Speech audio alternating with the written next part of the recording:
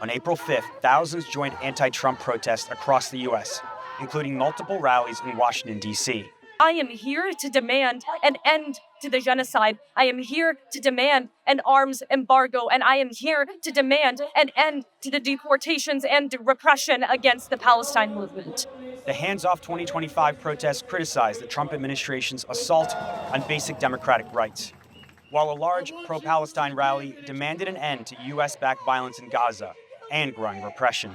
I think it's really important for everyone to come out and protest what's happening with the Trump administration. I mean, these cuts to public benefits, to, public housing, it's really, really destructive to working class people everywhere. It's also important, as we're showing here today, that Gaza be at the front of this.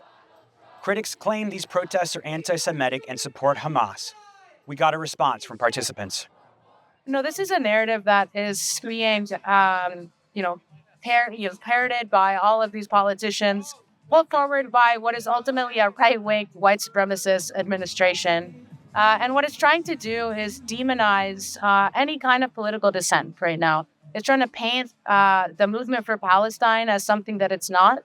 What we're really out here for is an end to genocide, an end to the war machine that has been murdering tens of thousands of people for the last year and a half.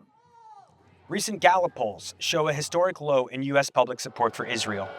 Yet only 15 U.S. senators supported Bernie Sanders' recent bill to block $8.8 billion in arms sales to the close U.S. ally.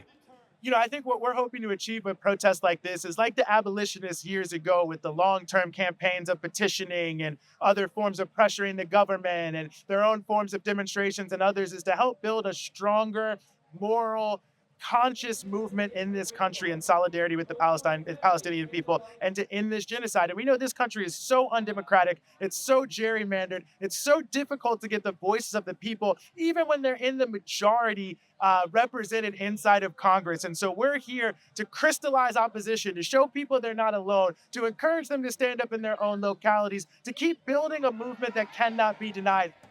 Protesters also highlighted the Trump administration's crackdown on student activists, including revoking 300 student visas and detaining Mahmoud Khalil under a controversial Cold War-era law that permits deporting non-citizens deemed a threat to U.S. foreign policy. The repression against the Palestine movement speaks to the power of the Palestine movement. You have the president of the country with one of the strongest militaries in the entire world, and at the forefront of his agenda is revoking the visas of anti-genocide student protesters. That is how effective our movement, the Palestine movement, has been in exposing Israel's crimes. And that is how strong we are. And I think that gives me hope. That gives me the power and the inspiration to know that what we are doing is working and what we are doing must continue to be done. For The Real News, this is Jaisal Noor in Washington, D.C.